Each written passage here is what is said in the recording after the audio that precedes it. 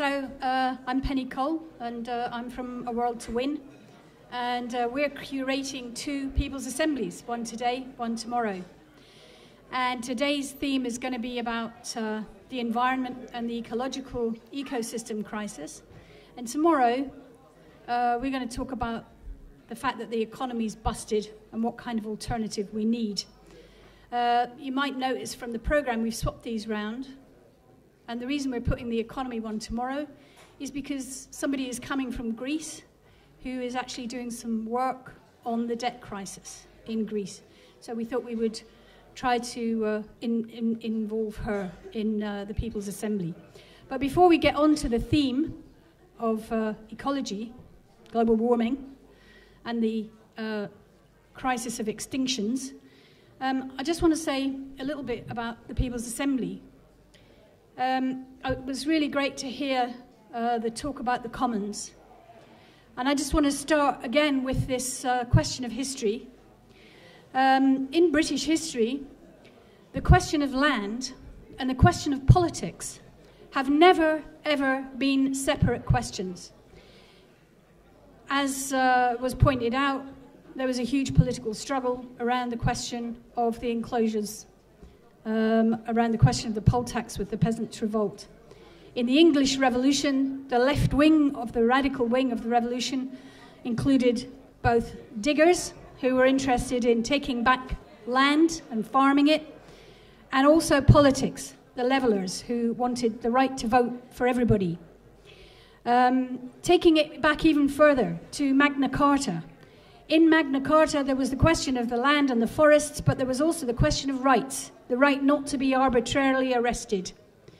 Further on in the 19th century, the great Chartist movement, which included the struggle for the right to vote for everybody, also included the issue of cooperatives, and a great cooperative movement came out of that. But the reason why we're putting forward this question of the People's Assembly is because what the direction that the political struggle in the 20th century took was the struggle of representation within Parliament.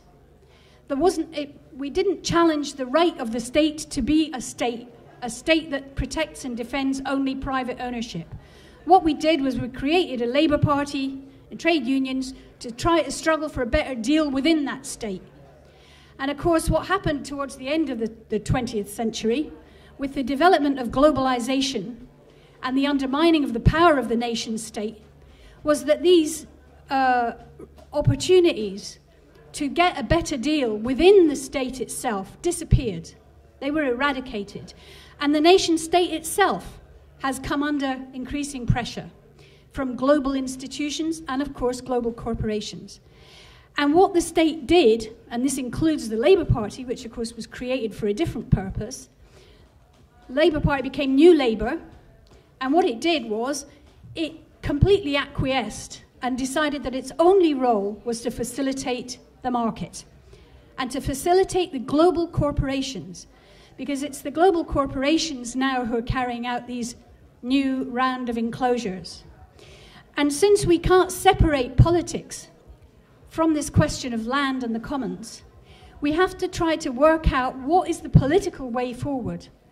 And if, as Tim said, you can't do it within the existing state, then how do we make a transition to a new state? Which is a revolutionary question, really.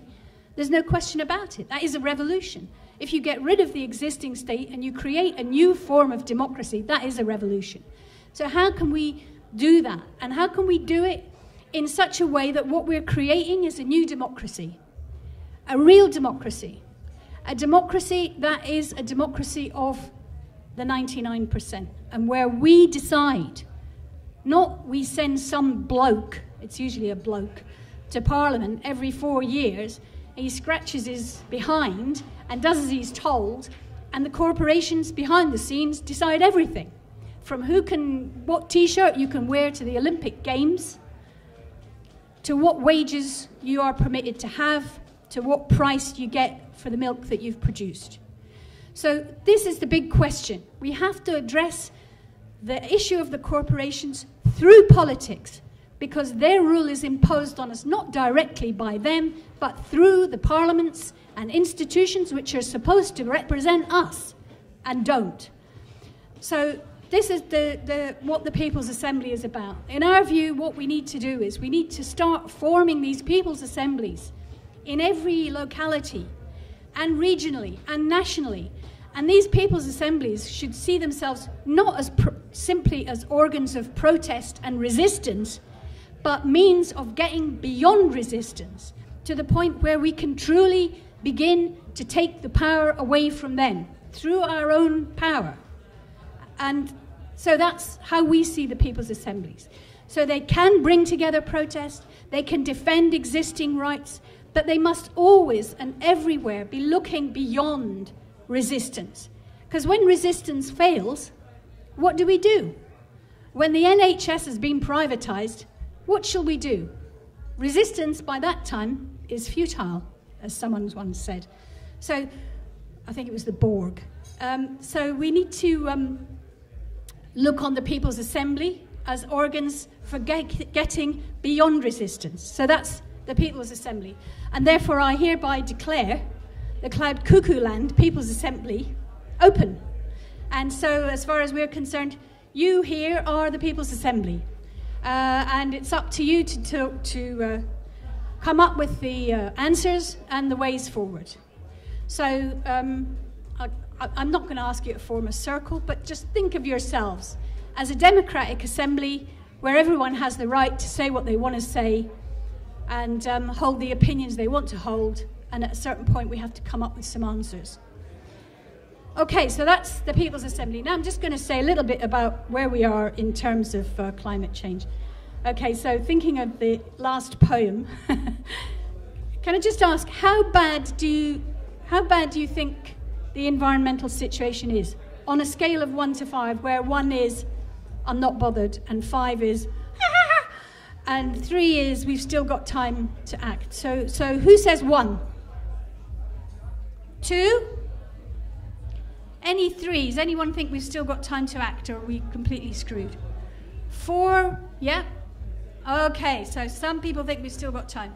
4 is where we're coming up against it and we're running out of time. Anyone on that one? Yeah. What about 5? Who thinks it's all too late? We might as well just party till the end of time, till the apocalypse. Okay, partying to the end of the apocalypse. Okay, you're in the right place to do that. But then you still have to get up on Monday morning. So I just want to say a little bit about where we are on global warming. We're at a sort of pretty crucial, it's true, we're at a crucial juncture. The Greenland ice sheet melt was close to 97% this year. So, you know, that is the biggest melt ever, and it's quite possible that next year may be the year when, in the summer, the Greenland ice just disappears completely. Of course, this is great news for the corporations. They love it. They can drill for minerals, oil. They've got a new seaway that they can use for transporting goods. So they love all that. As far as the rainforest, and this very next point is important. This is about how one thing turns into its exact opposite. So crucial carbon sinks, such as the rainforest and the permafrost that stretches from Siberia to Alaska, are and the oceans, the world's oceans, which are the great carbon sinks that hold greenhouse gases out of the, you know, on the planet and prevent them leaking into the atmosphere. Those carbon sinks are now turning into their opposite. So, sorry, Jerry is walking about. Okay. The Amazon rainforest is suffering mass tree deaths caused by a drought in 2010. And as a result, the rainforest emitted about 2.2 billion tons of CO2, and that in itself undid about 10 years' worth, a decade's worth of the forest's role as a carbon sink. The permafrost stores about 1,600 billion tons of CO2 and methane, which is a much more harmful greenhouse gas. And that's twice the amount that there is already up there. And the permafrost is now beginning to melt at its edges. And if it melts, I think maybe we are at 5. And of course, because the ocean is now become a saturated, acidic ocean, or at least is heading in that direction, its ability to absorb more CO2 is also compromised. So, alongside this climate crisis, we have a crisis of extinctions, with something like, out of 65,000 species that were assessed by the red, I don't know if you know about the red list, which is the list that tells you what's at risk of extinction. Out of 65,000 species, they found that 20,000 are at imminent risk of extinction. Now, a lot of these are very small bugs, and bacteria and things like that. So why does that matter? Well, it matters because it is actually diversity that gives the natural system the ability to resist and adapt to all kinds of changes.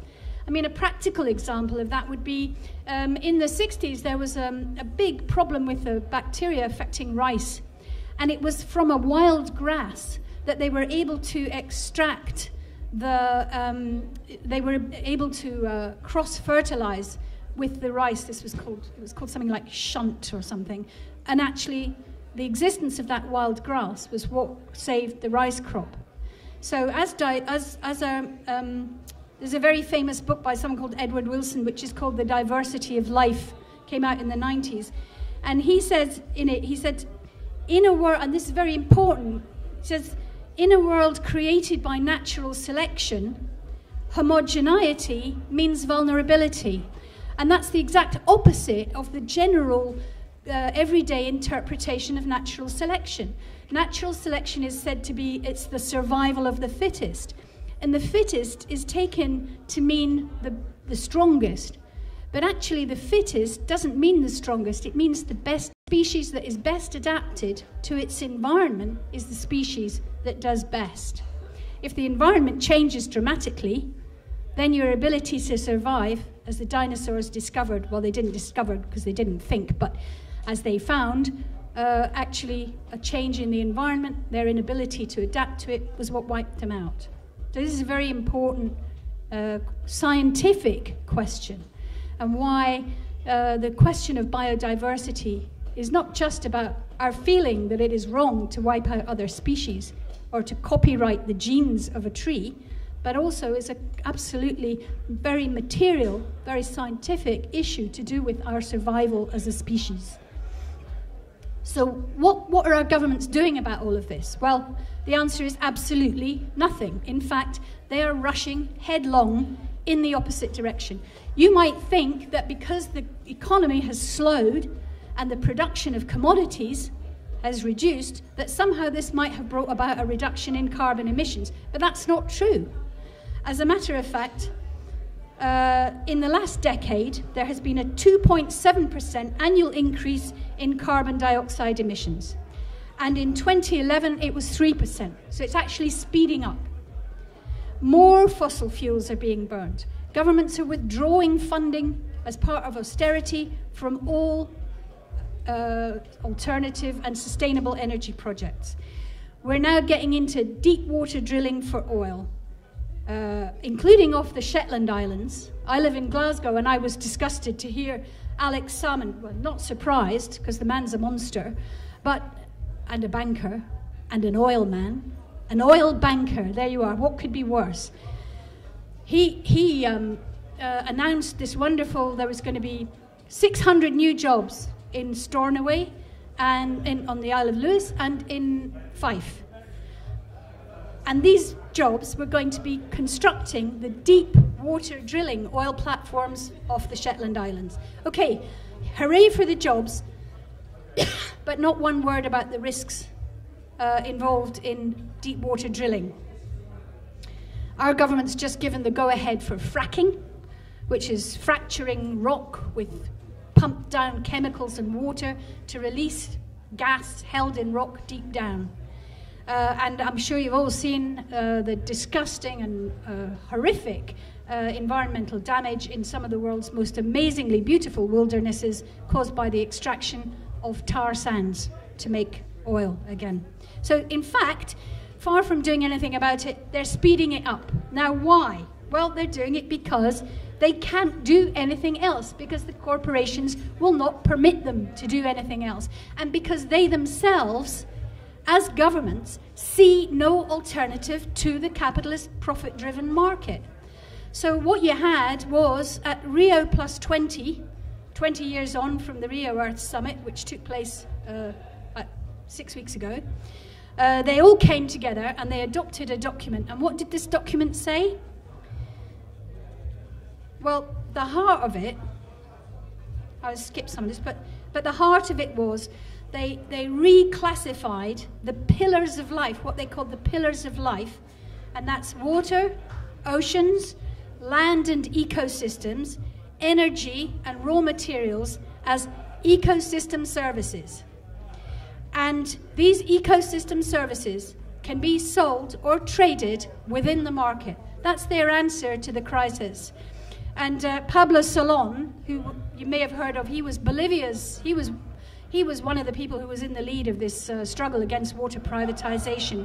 And he was the new Bolivian government's representative to the United Nations and the leading light of the great conference at Cochabamba that signed the Declaration of Mother Earth Rights. And about this treaty, he said, according to them, he says the transnational corporations are behind this agreement. And he says, according to them, the mistake that led us to this current multiple crisis is that the free market has not gone far enough. And so with green economy, capitalism is going to fully incorporate nature as part of its capital. They are identifying the specific functions of ecosystem and biodiversity that can be priced and then brought into the global market as natural capital. And he concludes the capitalist system, and this is what is out of control, it's not just us as consumers, it is the capitalist system itself which has gone beyond control. Like a virus, it's going to kill the body that feeds it. It's going to damage the Earth system in a way that makes it impossible for human life as we know it. We need to overthrow capitalism and develop a system that is based on the community of the earth. And for him, you see, this is, and this is a guy who works very closely with indigenous peoples who want to maintain traditional ways of life, but at the same time, he recognizes that this is a political revolutionary question, that it cannot simply be done by groups of people withdrawing from capitalism and trying to run parallel alongside it. It has to be a transformation of opposites. We must take from them the right to decide. If New Labour and if the Tories were able to privatise all those things that were listed in the last talk, gas, electricity, railways, etc., and they were able to privatise what had previously been publicly owned, the reason they were able to do that is because they weren't truly publicly owned. They were owned by the state. And the state decided. And the state decided to privatize them, and we had no say. And that process of enclosure continues today, with governments in Cambodia, in Ethiopia, selling off huge tracts. We were told there were 7 million hectares in the enclosures, 7 million acres.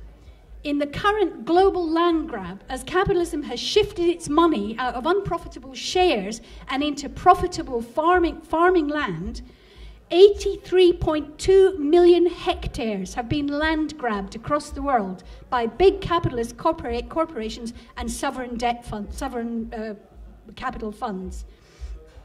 And 56.2 million hectares of that is in Africa.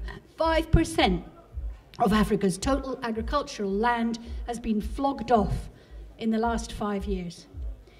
So, and it's an agricultural boom that will not feed the world, but will facilitate a shift to Western-style diets which are unsustainable, unhealthy, but very profitable. So what we need to work out is how we can make the transition. What is the political and social form for the transition from one thing to another thing? How do we make this revolutionary transition? How does the 99% come together to make this transition? And that's what all I've got to say. And really, I think it's over to you. I want to hear what everybody thinks and how. And Jerry will facilitate, make sure that everyone gets a microphone that needs it. We can bring it to you, or you can come up here. Yeah. So I want lots and lots of discussion, debate. Am I talking rubbish? Should I have recited you some of my poetry instead? Let's find out. Thanks. On the basis of what you said, it'd be nice to do some networking and get your email address so we can link up more. I'd like to link up more. And I agree with absolutely, 99% of what you said. I think if there are any answers, they're here, and they're with these people and this lifestyle and this culture. And mainstream politics isn't worth a damn, and that's what people need to realise. I mean, it's about convergence and contraction. It is about convergence and contraction, and we're all beginners, or a lot of us are beginners in it. We get distracted with one thing or another. I spoke to somebody yesterday in one of the other tents. There's a lovely young woman who came and sat next to me. And we got talking, and I sort of said, she sort of said, well, what's your philosophy on life? And I said, well, essentially, it's to try and enjoy your life, save enough money to have a good holiday from time to time, try not to hurt or damage other people along the way, and to say your prayers. I would like to raise this to the spiritual dimension of what's happening as well, because there is a spiritual dimension to this movement. And that we all send out vibes, and if we can come together and share that in ritual ways, or just in our private prayers at home. It's like these Tibetan monks at the top of mountains. All those prayers have a vibration. They go out and they serve to smooth out some of the perturbations and the sort of collective unconscious that we all stick our fingers into, and it's expressed in other ways where we're violent. That has an impact somewhere else on this collective mind that we're all part of. I think there is hope for the future, but like you say, it is the last gasp. It is the 11th hour in many ways, and we need courage, and we need to come together for fellowship, friendship, to share your knowledge and pass on your knowledge. We need to know how to link up properly in other people's assemblies, and we need to be directed. I want to get more involved on a personal level. I mean, I live out in the Forest of Dean. I'm aware of what the issues have been regarding the enclosures. In terms of what's happening there, in actual fact, they found that in 5 large areas of the forest there's a terrible virus that's destroying all the trees. And of course, the Forestry Commission have planted nothing but softwoods. And it's an environmental disaster. They're going to have to clear fell these trees. The Forestry Commission have been a complete bunch of vandals all the way along. I mean, it's not mixed deciduous woodland, which breaks my heart. And if you think we've only got 2% of the meadowland that we had at the turn of the 20th century, again, I mean, I'm a poet, really, and to see that decimation of our natural England, which I love passionately, that rural idyll, that's what I want to go back for. I mean, that's heaven to me as far as I can see. That's what I want heaven to be like, is that rural, pastoral, idyll. What they could do with the forest is enclose it, but enclose it to keep the sheep in, because we've got sheep wandering absolutely everywhere in the Dean. I've run one over in my car. It's bloody dangerous. They pop out, people get killed, in accidents trying to avoid sheep. And there's a few people who claim to be commoners, but they're not, and they haven't got any legal basis for which to keep their sheep. So I say we should make enclosures within the forest, keep the sheep in. The local college can run courses in agriculture and shepherding, in sheep keeping. We can keep different types of sheep in the forest, and people can get employment locally by doing that. Okay, so thank you. First decision of the People's Assembly, first proposal to the People's Assembly, locally planned ecological solutions, which connect up in a network of national and global ecologicals. So there was also a request for everybody to be networking, and if you want to be involved in networking with us, we're a world to win. But put your details down on this form. Who else wants to contribute now? Hey. Yeah, thanks all for coming. I think it'd be wicked if in the future we can get People's Assembly to link up more with the People's Kitchen. So we're the guys that do all the crew foods. Yeah. So we managed to get about 300 kilograms of free foods from New Spitalfields Market on Wednesday. Stuff that was just going to be out there rotting. And we picked that up, got it in a van, took it down here. So like onions, potatoes, cucumbers, shitloads of food, all for free, all food that would otherwise have gone to waste. So this is like a really, by eating that meal, obviously we're like selective of what we serve, but like by eating that meal, you're actually preventing food from going to landfill. You're actually doing, you're fighting climate change. So you're doing a great thing by eating that meal. We've also got loads from Fair Share. And the meal's really important because it's something like people can come around the table, sit together, have a conversation. It's very powerful. And then you can start thinking about some of these ideas that People's Assemblies are speaking about. So my proposal quickly is just for us to link up People's Kitchen with a People's Assembly. Thank you. Anybody else? Anybody else? Thank you very much. And by the way, best breakfast.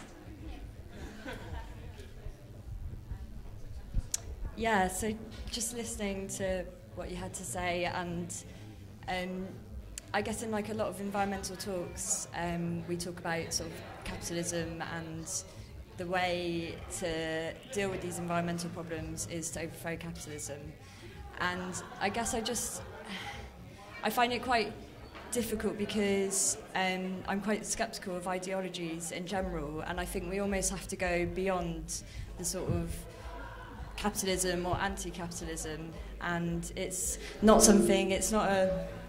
perhaps it's not a theoretical idea that we can just come up with this one solution and put that into practice and that's going to work. And in some ways I wonder if that's some of the problems that we see now, that we have this government who are absolutely convinced that their solution is the solution that's going to make it better, and I don't think that's right.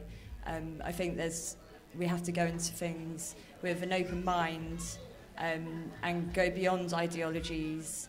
And yeah, I don't know what a solution would be, but I kind of believe that the solutions appear when we just get involved and we learn about the complexities through just being involved and experiencing it and trying out different projects and seeing what works, rather than thinking of it as a whole overthrow of the system.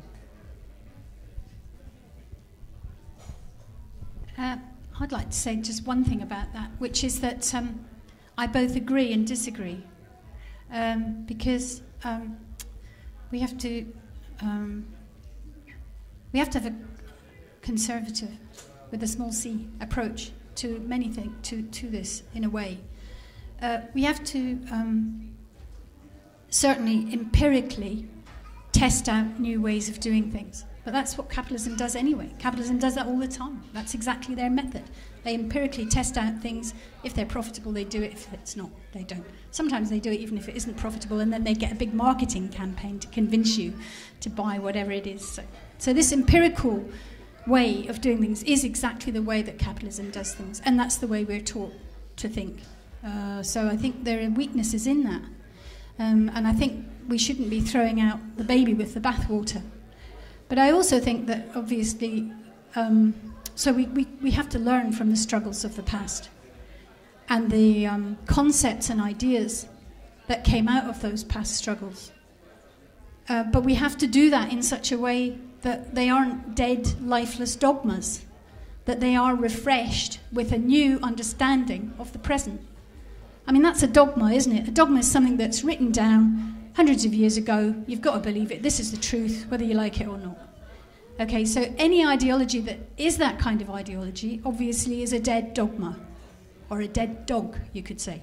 So we have to refresh our ideological concepts with an understanding of the new, but we have to have a method for doing that. And I would say that empiricism, which is the philosophy that you're espousing, is not the way to do it. We have to have a dialectical understanding of how the planet works and our role within it. And that includes, of course, the fact that within capitalism, some phenomenal achievements have been made. And actually, some of them we're responsible for. The very fact that we can sit here and have this discussion and not be locked up yet, although they're working on it, is because of the ideologies and struggles of the past. So, you know, that we need to take on board. The networking that has been talked about, facilitated by the amazing internet, invented by, you know, an Englishman, as you saw from the... that's... no, of course it is. Exactly. So the internet was actually... the whole HTML thing is you know, I know there was a military beginning in all of this. But anyway, the fact is that we've been able to take this technology with all its dodgy and strange origins and use it for ourselves. And we do that. And we can use that networking. So what I'm trying to say is that we come out of our history and we must negate ourselves into the present. That's the process. It's not just looking at the present and working out new things from it. That is capitalism's philosophy. That is its whole thing, empiricism. We have to do better than that. We have to have an ideology and a way of thinking and a method that is much higher than that, and that recognizes that we are of one substance with the whole ecosystem and what that means in terms of getting from it what we need, sometimes by force, since the ecosystem doesn't necessarily want us to survive, but also giving back and having this conservative approach to the ecosystem. That's what I would say. So I don't agree with you about empiricism. I think that's the wrong way. Let's just give it a long go. Let's see if there's anybody else first. Anybody else? Anybody else? Who's next? Anybody want to...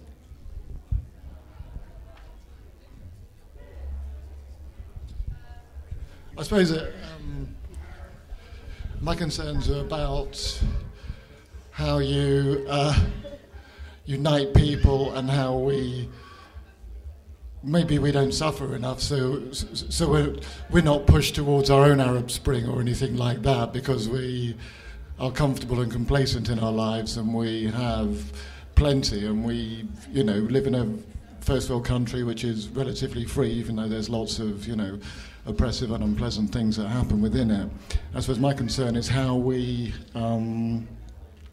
overcome that side of things and you know, actually believe in trying to make a better future, or stop believing in the spiel and the spin that we're fed on a daily basis, you know, putting forward okay, I suppose most people here are sort of enlightened, liberal-minded people, but sort of perhaps the majority of people in our country are not and buy into the sort of, you know, make a buck and try and you know, win the lottery and get the fuck out of it as soon as possible, if you possibly can. And if not, you just sort of, what can you do? It's just same old shit, blah, blah, blah sort of thing. So how you break out of that cycle, I suppose that concerns me. And, you know, the culture of greed and the culture of acquisition, and that's a very big nut to crack because, you know, it's very easy to sort of advertisers to sort of feed that sort of lowest common denominator in the human psyche, which is that sort of hungry, greedy, selfish thing. And the collective and the cooperative spirit is perhaps, you know, a muscle that has been willfully allowed to waste for all these sort of decades and years. So it's almost like that nobody has any confidence in that muscle of people power and stuff like that. So it's really how you have a strategy to confront that. I mean, I'm not, I think the ideologies of the left and the historical ideologies of the left are fraught with inconsistencies, and I think they're dangerous as well as those of the right. And I agree there. We need to sort of try and come up with, I think the sort of model of politics is a very linear one, and it's almost, I think, well, what happened to the circle or the sphere of politics where you can sort of go off at different tangents rather than just going left or right. It has to be a more creative approach, I'd say. And but exactly as to how you implement and initiate that and get people to collectively pull together, I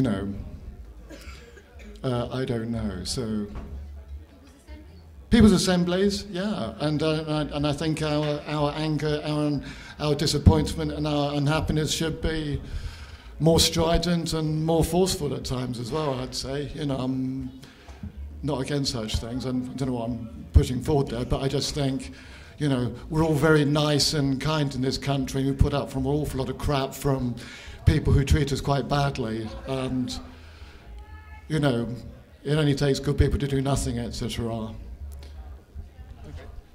Okay, thanks. That was really quite an important contribution. I just have a couple of comments myself. First is to say that this question of we're all complacent here. If you come back tomorrow at 12:30, where we'll be talking about the economic aspects of this crisis, my job will be to persuade you that the complacency which you might feel is about to be smashed up.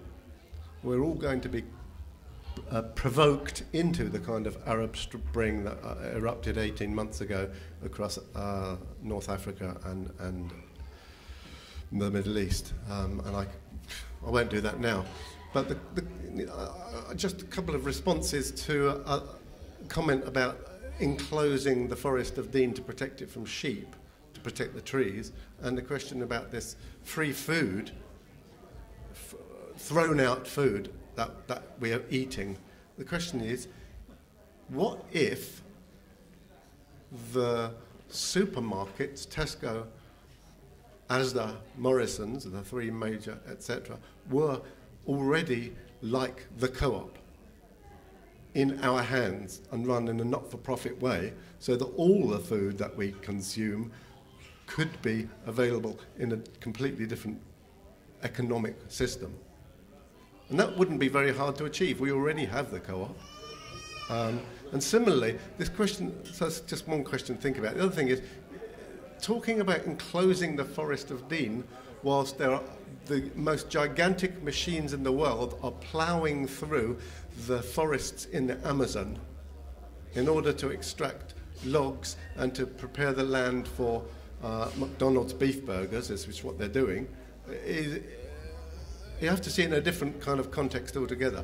Yes, we can protect the limited amount of forest that still exists here, but what do we do about the forests in the rest of the world? And how do we protect them from the corporations? Surely we need to remove the power of those corporations. And the indigenous people in those areas have been fighting against the corporate invasion of their homelands for some while and are not winning. So we have to think about how we can come to their aid. So, any more contributions? Over there, right. One of the things that we find quite interesting at Permanent Culture now is the idea of taking permaculture principles and using them as a basis for how you organise and deal with the problems that you face through environmental degradation. I mean, obviously, there's lots of practical things that permaculture can do to renew places which have been damaged beyond belief. There's regeneration. But there's 12 principles, if you look at Dave Holmgren's book called Beyond Sustainability, which talk about, things like slow and steady solutions, diversity, reuse, all these sorts of really good principles, which could be a good basis for not developing an ideology, but as principles of doing things. I don't think you can have one big ideology anymore. And we talk about this on our introduction to theory on the site. And I call it the tyranny of the ist. It's like, you know, you can call yourself an anarchist, a communist, a capitalist, or whatever term you want to call yourself. But a permaculturist. I don't call myself any of them. But I always think there's a really good quote by a guy called Richard Rorty who says that theory is a good servant but a terrible master. And I think it's always really useful to bear that in mind. Does my theory, or what I identify myself with, get in the way of what pragmatically could be going on? Because actually, you know, you need to have different localised probably solutions to lots of these issues, which will be very different in different parts of the world. You know, it's not going to be food supply in England would be very different to food supply in Bolivia, for example. You know, it's a different way, and local communities should be empowered to do that. And I think that's where, again, the idea of the commons is useful, because it's about people managing common resource for themselves and future generations. So you don't have to have, like, you know, I'm an anarchist or I'm a communist to do this.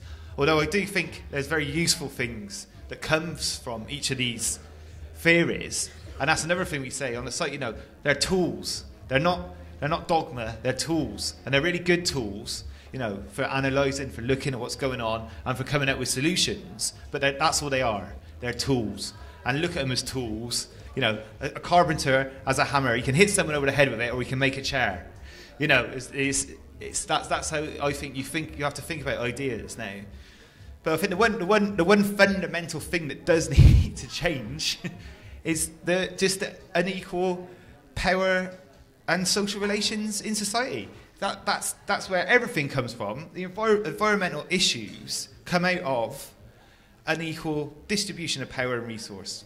And until that's addressed fundamentally, then we ain't going to get anywhere. I mean, you can't, you know, just try and do something in this country. You know, like the guy was saying, we've squatted his house, we're trying to set up a community garden, provide our own food, our own accommodation, live that sort of way. What happens? It gets smashed by the state, because they don't want that to happen. It happens time and time again. You know, look at Chile. You know, they went in and they took out that regime which was democratically elected.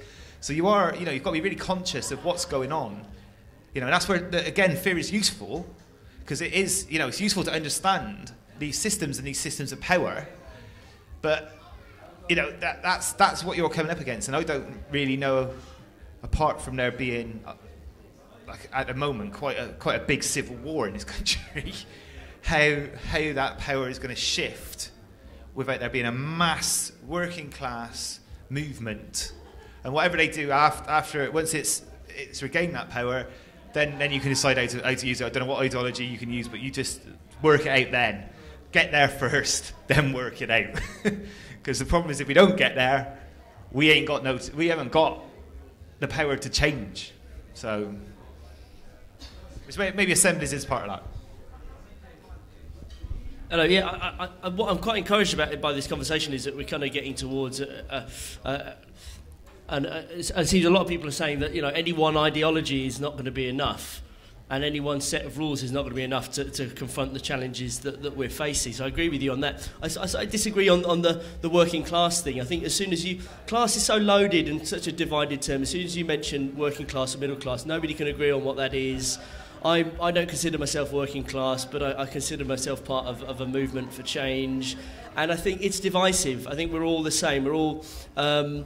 okay, we have different backgrounds, but ultimately we are the same organisms with the same desires to be loved and to succeed and to be part of something greater than ourselves. So I think we have to abandon class and the rhetoric and the whole kind of discourse of class, because we need to bring everyone with us. If we go down, if we start thinking sort of dualistic binary terms, then it's just bound to fail, I think. So I would use slightly different terms than you would. I think we're coming from the same point of view, though, and I think on that vein, I think we have to bring everybody with us. We're living in a time now of educational apartheid, and that's not good for the people on the right side of the educational apartheid who were born into a family that can afford private education, as much as it isn't good for the people who can't afford that. I was at a secret garden party recently, and everybody there was beautiful, well-dressed, well-fed, young young festival goers at a boutique festival, and there were pyrotechnic displays in the middle of lakes. There were planes flying above your head. At one point, there was a 9-foot cake that was wheeled out, and everybody jumped on the cake and threw cake at each other's face. And at the same time, you've got West Africans who are working like 2 days without sleeping because they've not been provided with tents or boots or sleeping mats. They've never been to a festival before, and they're the people who are making the festival happen. And it's a really, really dark image, this. And we can never be happy, we can never be safe. And I consider myself part of this global elite as a guy from a middle-class background in one of, from the southeast of England, a wealthy part of one of the world's most wealthy countries. I consider myself part of a middle-class global elite, right? And we can't be happy, we can't be safe until these inequalities and these imbalances are addressed, I think. It's a well-known psychology of slavery. When you are a slave owner, you are affected psychologically. There's a karmic value to having people make your clothing in a far-off country, in conditions of slave labour. We can't expect the security guards at Secret Garden Party to recover our iPhones if they're being paid minimum wage and they don't know when their next shift is going to come, maybe in a couple of weeks with the Olympics. They don't know how they're going to feed their family. They might have to travel there. So I think we have to reach out. I think we have to all come on board together, and we all have to remember that whilst these imbalances exist, the greater body, the macro meta body, which is all of us together, is never going to be happy. Thank you. I belong to the 1%. I'm not sure, obviously being a little bit provocative, but we said, hey, this is an inclusive thing. You come down and we'll work something out with you. And his response was, you can try. But how do we move forward? How can we develop this kind of a discussion process into a challenge to those corporations that determine everything that happens in our lives, or try to? Most of the people who work, how many people have got jobs here?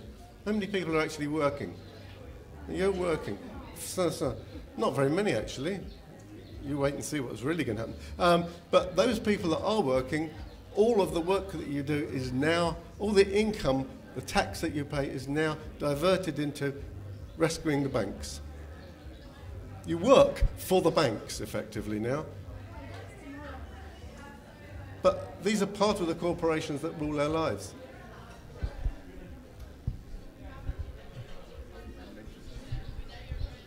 So, sorry. One of the things that was coming up as I was listening to sort of, the theories and everything that's going on is this sort of slightly overwhelming dread.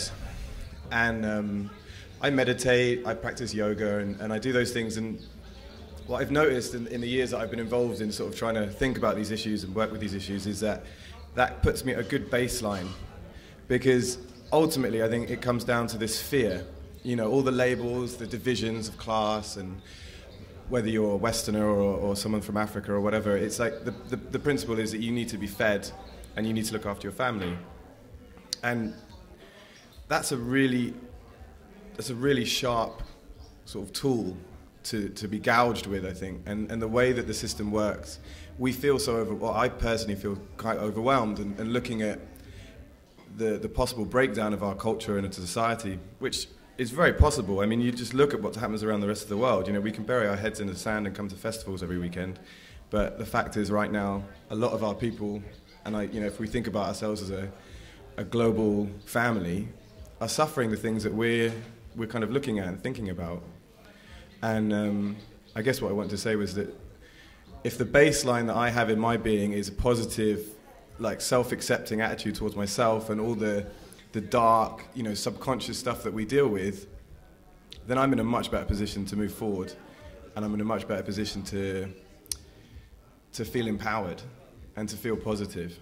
And that kind of takes a daily practice. I think that takes getting up in the morning and doing a meditation practice or a qigong practice or some kind of personal practice where you feel energetically that you're part of something, and the food that you eat and the way that you treat your body is really important. And I think it's a paradox as well. I think a lot of the outward expressions of reality are inward expressions as well. And I feel that's a really important part of the debate, is the kind of personal growth element.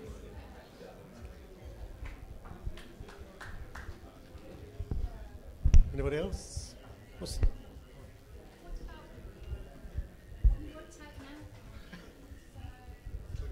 Kind of in the same vein, like just I think we need to change how people see causes like this. Like I'm no expert with how to change the world in any sort of political way.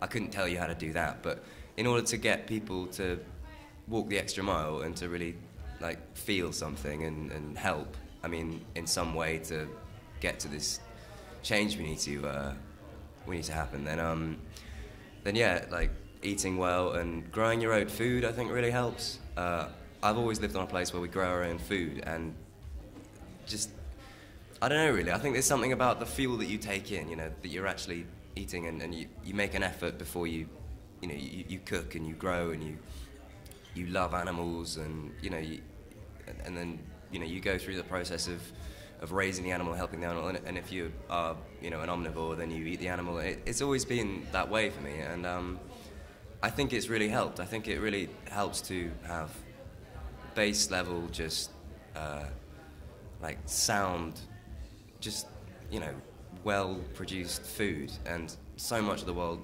doesn't. Other than that, then I think we just need to people need to be inspired in some way. I think there's so many people that go through life, like was said earlier, and don't really ever see further than being just max normal, just drinking coffee and trying to get to work and just getting along until they expire. And I think once people change the kind of global, or the wide, the general worldview of doing that. I mean, like I say, I don't know anything. I'm not an expert on this, but then we definitely all be in a better position to move forward, like you say. I try to practice meditation, but like I haven't quite found, quite the way to bring that forward. Like, I mean, but I'm sure there's something in it. Like, I need to work on that more. But it takes quite a lot of mind opening, I think, and really, food is like the first thing that we die without it. Like, it's the first step. But it's many opinions and such. Thank you. Thank you. Thank you. Okay, I'd like to thank you for that contribution. I think it's really valuable because it's a personal statement, and if you are looking to inspire any change in the world, be the change you what's the quote? Come on, any Gandhi? Be the change that you want to see. Well, I think it's all too easy as well as activists or as campaigners to simply ideologically be opposed to something or for something, and there are traps, I think, and I think it's important to bear in mind the Serenity Prayer. Anybody help me out with that one? Which is God grace me the serenity to accept the things I cannot change, the courage to change the things I can, and the wisdom to know the difference. I stand ideologically in a certain place, and part of my thrust career, if you will, is as a poet and as a political poet. And I'm moving in those circles. I realise that you, time and time again, are in the company of people who are against. They've got the badges, they've got the slogans. My opening piece is often one called We Speak, which is we speak of bleak situations, no news of new solutions being produced, few do's, mostly don'ts, a strange fixation with quotes and slogans, no new oil, no GM to be grown on our soil, no nano, no. To the north of Spain, they say nunca mais, it means never again, when we see oil spillage damage, we don't want to see it, we don't want to hear it. The mainstream cuts a path of least resistance, leaving all but the most persistent go-getters who get going on ghettoising what they've got going. So what do? I write the odd poem. So I realised that my existence being stood against things ideologically and telling other people has little or no impact. And I agree that the power of the corporation has gone wild. And what can I do about it?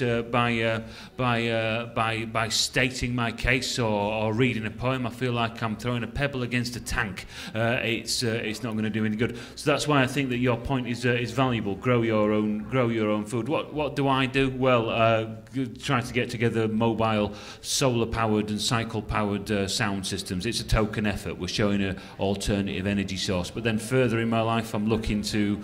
I have built a shed. I am now a man, and I brew beer in it, and I am looking to insulate that with cob and make a rocket stove. And through your own activity and your own power, just withdrawing from the neoliberal capitalist system is about as much as you can do, I think. That's one thought, anyway. No, we've got one over there. Two more. Then to Penny. My point is, as I'm walking over here, individually we can have some impact on our own lives. Collectively, we can change the world. Hi. I just want to say, first of all, that the word apocalypse means the great unveiling, which is a lot better than what most people think it means. Second of all, that these corporations are all made up of individual people. They're led by psychopaths, and there's scientific studies to show that, psychopathy tendencies are much more common in CEOs.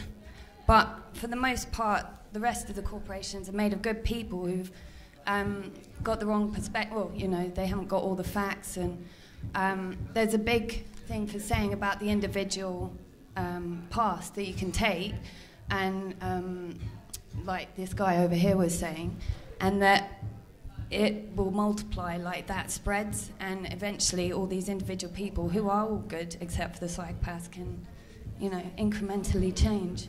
So, yeah, exactly. Yeah, I think saying psychopaths aren't good is a bit of a... Yeah, that's a bit... I think that view that there's good people who don't understand, who don't have all the facts, I think that's wrong in my eyes. As a class or as a group of people, most people know the system is wrong. Most people know that, whether they work within it and they benefit from it and all of that, they know it's not right. You talk to people in the pub, they know capitalism is a load of rubbish, because they're getting screwed, and everyone's getting screwed, And I agree with you that people can do these individual things, like growing your own food in your own garden, but for someone who's working, hard, you're doing 50-hour weeks, the idea of meditation in your free time, you just want to get really drunk and block it all out, so it's really hard to get to a point where you can go, actually I can think about, you don't have time to think about society and the structure, you're just worn down all the time, I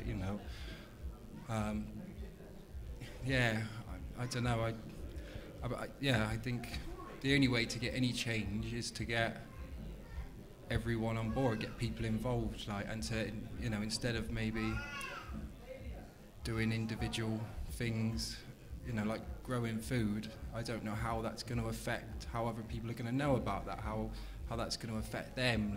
If you're working within your community with your friends and your family and other people who are in that community, you're building networks with them, which you do in your communities anyway, and you're talking with them about this is happening, that's happening, what can we do?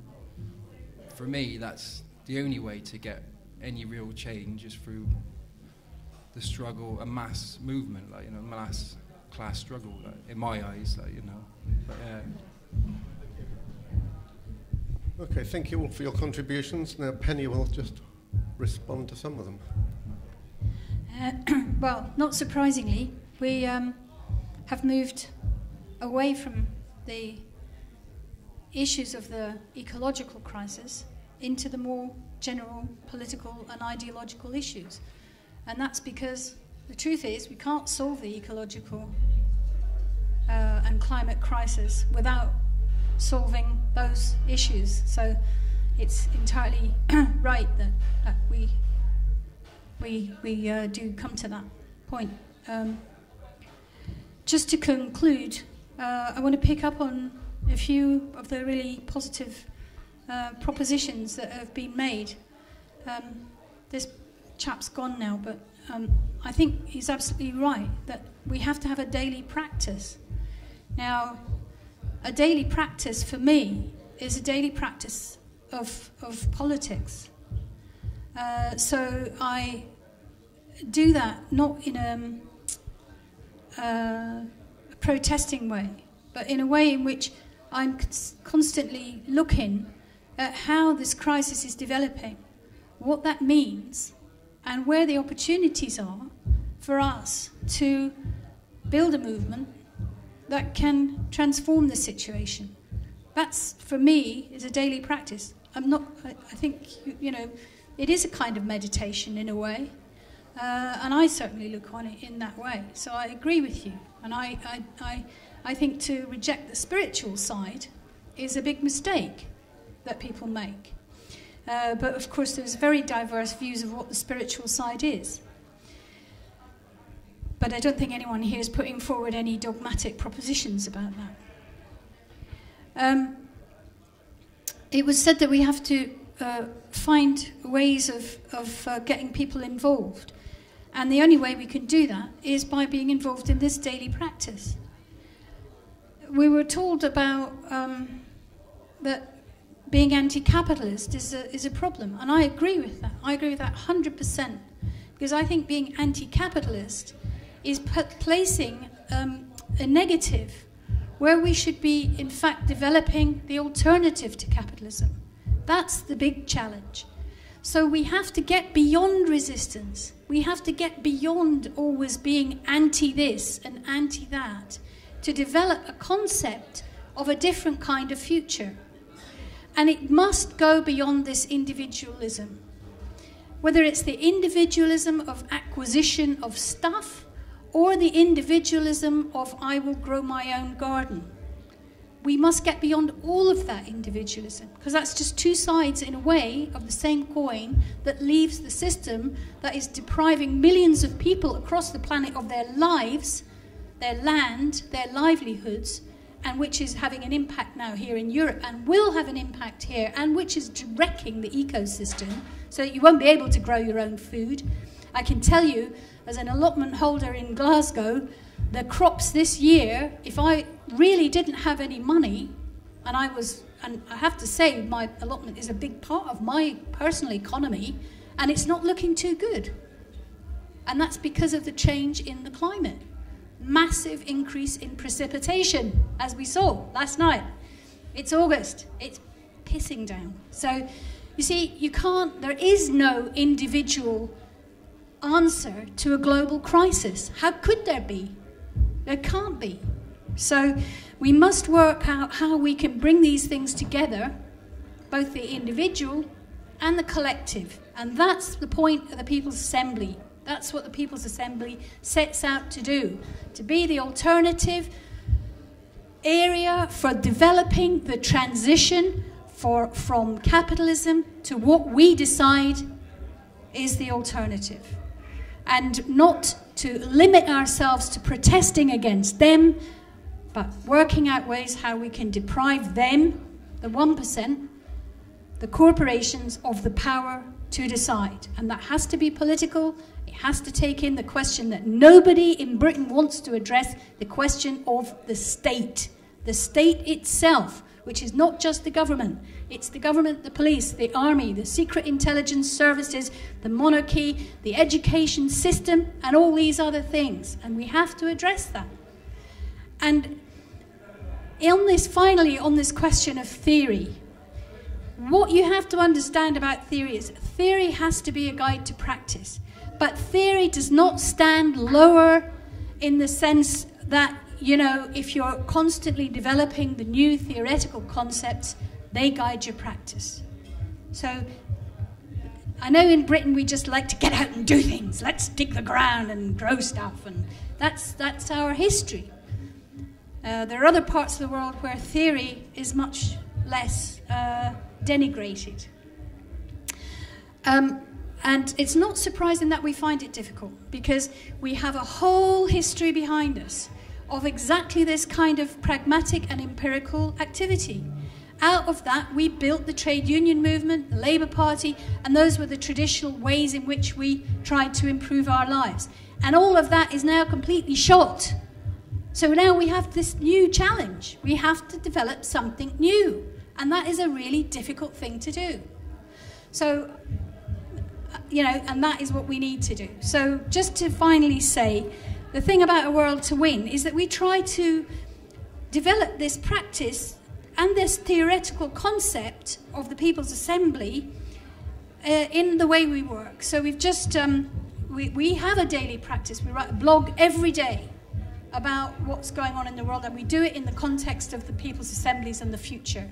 Not just what we're against, but what we're for. At the same time, we have this, we've just launched a new networked site where people can join the site and launch their own group, develop a group with people that they're interested in, share their outcomes with the whole of the group, and come up with some practical ideas. So we're trying to work in this networked way, and we're also part of a whole range of other initiatives to do with People's Assemblies, not just here, but throughout the world, including some of the things that came out of Occupy. For example, the Real Democracy Working Group. So we've got some books on sale if anyone's interested. And come back tomorrow for more from about the development of the debt crisis, the banks, the global economy. This will be introduced by Jerry the Frightener Gold. And we can talk about what are the alternatives to this capitalist system. Thank you.